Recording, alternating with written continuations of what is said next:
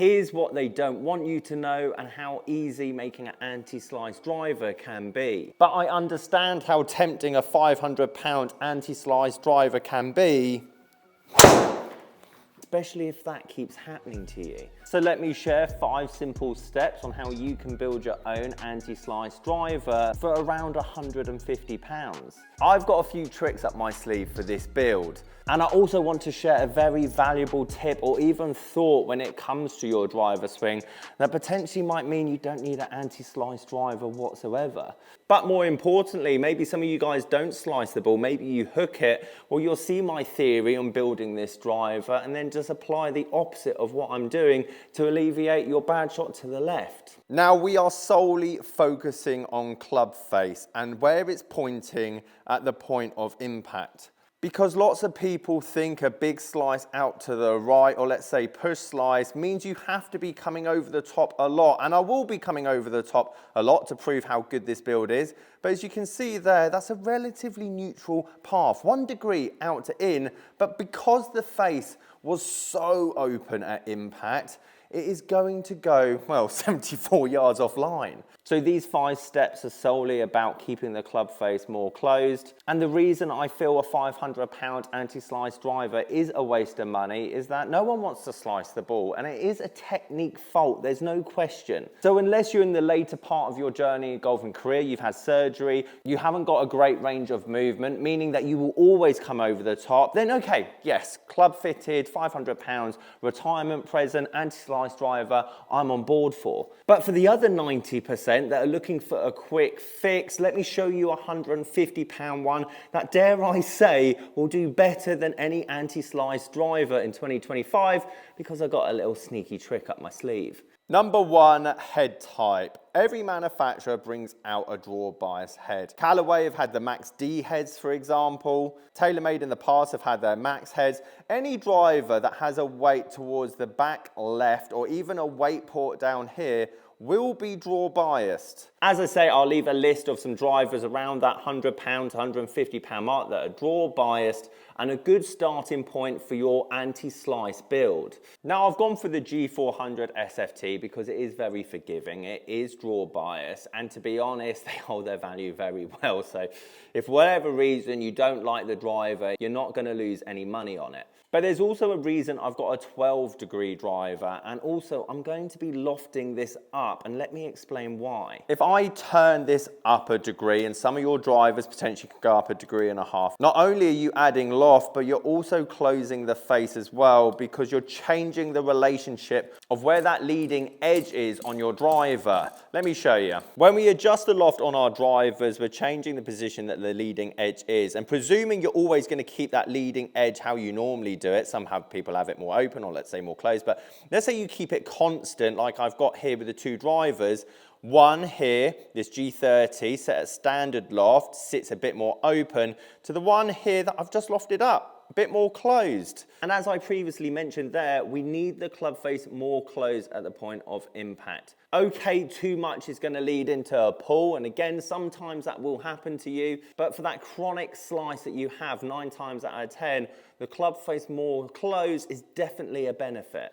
Not to mention, I'm not looking for the longest drive today, I'm looking for the straightest, the more consistent. A lot of you just want 220, 230, just somewhere in play and not massively out to the right. Well, that's definitely a better start, not going to lie.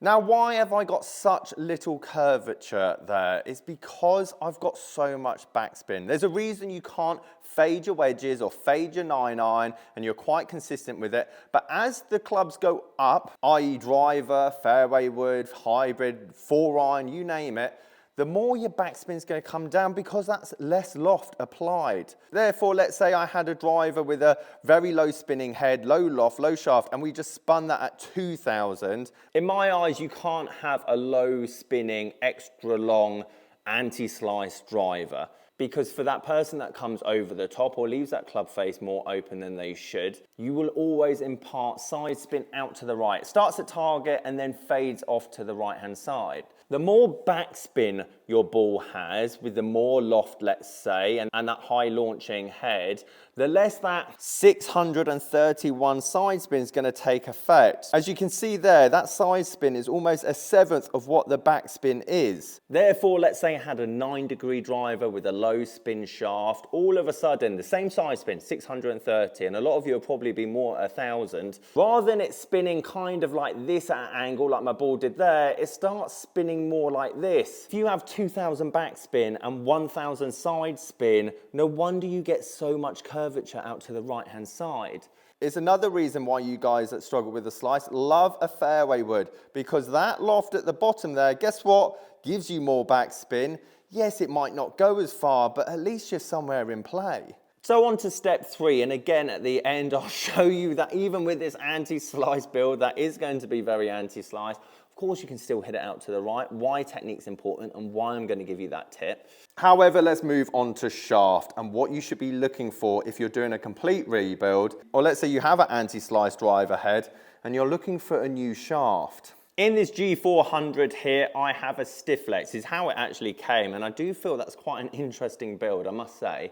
And in this G30, I have the same weight, but a regular flex shaft. Let me show you why that's important. Again, I've put it on the lofted up option, so this is actually 13 degrees, and now we've got a regular flex shaft.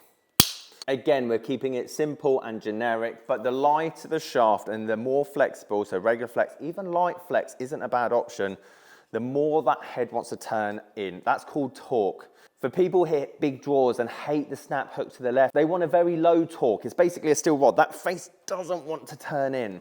However, if you're slicing the ball out to the right, we do. And predominantly, the lighter the flex, the more this is going to happen. And also the lighter the shaft as well helps you release the club easier. Now, I know some of you watching this that hit that slice or fade, go, actually, I really love a heavy shaft and I love a stiff. Okay, that's personal preference. Again, I'm a club fitter, so I understand how important it is you liking the feel of something that potentially isn't as whippy. But if I was to put this in a robot, keep everything the same, these are the characteristics you want. Light, draw biased, loads of loft. Let's see if we can hit a big slinger.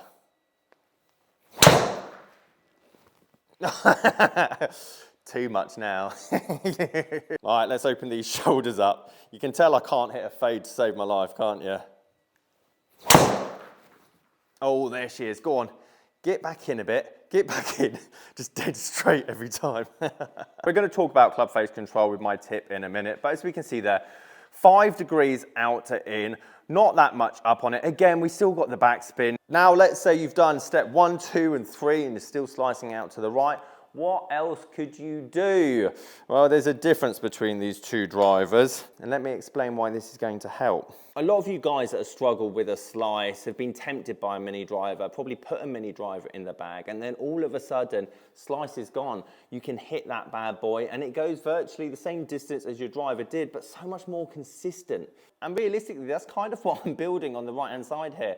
A mini driver spec that has still got a driver head attached to it. Now, this paradigm is an inch shorter length in shaft. I've lofted it up again 2 degrees. And all of a sudden, it seems so much easier to close that face.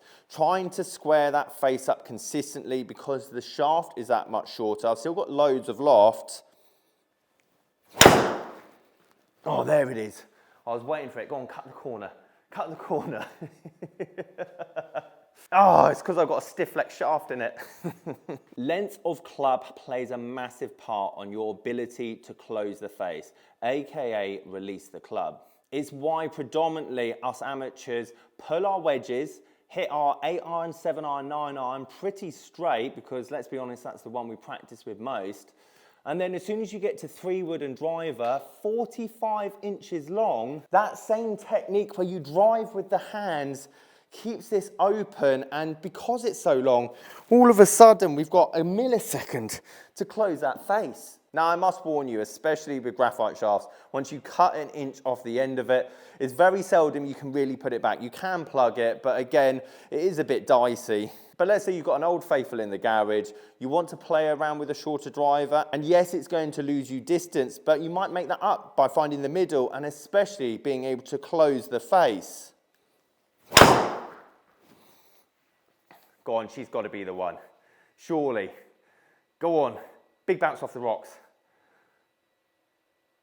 Oh, we can play out of that, that's fine. Now, before we go into step 5, which is the drastic one, I've never done this, by the way, so I'm very excited to see how it actually works. I do want to show you this very simple feeling that's worked a lot with my clients this year in terms of being able to have just general club face control, not necessarily keeping it closed or open, but having the ability to do, well, kind of both. What I mean by that is I have pretty good club face control. This is why, again, I'm against anti-slice drivers. Not in the short term, don't get me wrong, you've got a holiday coming up or you've got corporate days this year, you don't want to be embarrassed, you want some help with that run, so I get it, I understand. But having the ability to control our club face through our swing is so important. Like if I wanted to hit the ball out to the left-hand side, I can hit the ball out to the left-hand side. And with the same path, same swing, I can manipulate my hands to a certain degree, so then I can hit it out to the right-hand side.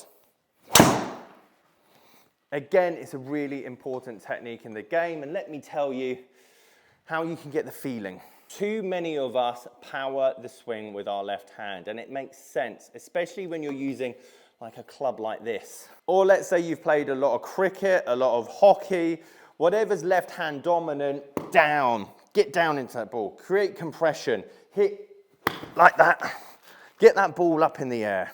As we can see, very outer in, very steep. And for the purpose of your wedge, your 7-iron, your 8-iron, your 9-iron, so on and so forth, that can work. But what happens when we have to hit up on the ball? What happens if we have to make sure we're releasing the club effectively so that we are neutral and we are keeping that loft so the ball stays in the air longer? I've noticed, especially over 2 years of being in here, how dominant my right hand is in my swing. I've got very good forearm strength and this release is very powerful. Not to mention, I've got great control of my club face throughout my swing just with my right hand. Even with a neutral grip, I've got that club locked in against my trigger finger. This allows me to come on the inside and release the club. Arguably too much, hence why I can hardly fade a golf ball. My point is, I just want you to think about your right hand a touch more. Especially if you're thinking about drawing the ball or neutralizing your ball flight. Because if you've tried every other thing to try and come on the inside, this might be the last key ingredient. Which brings me on to step number 5. I bought this off Amazon and I'm quite excited to use it. Very inexpensive. I'll show you the little listing here on the right hand side. Don't worry, I'm not commission based. I'm not making my fortune selling these little things. And just like those weights you see in the draw bias drivers, having it down here, it means that the head wants to close more on the way down. So with the bitter lead tape and putting more down here towards the back on the right hand side, this club face should want to close more. I have absolutely no idea where to start with this, but it's probably something that I should be testing. Considering I want to build the most affordable, best custom built pieces of equipment for hardly any money, it's probably something I should be well versed in by now, really. Like 2 pieces of very loosely put pieces of tape at the bottom right hand side there. So you want them back and you want them on the right hand side. Now sadly I haven't got a Ping regular flex inch shorter driver shaft here. I'm just going to grip down the club a touch and then get a general, oh my, that is actually insane. Like how that's actually changed the weight of the club is just those 2 pieces of tape. But this is an anti-slice driver. You could build this bad boy for 100, 150, 80 pounds. Forget the technology. As I was saying, forget the technology. It's how I've built this driver. Okay, go on then, power fade time.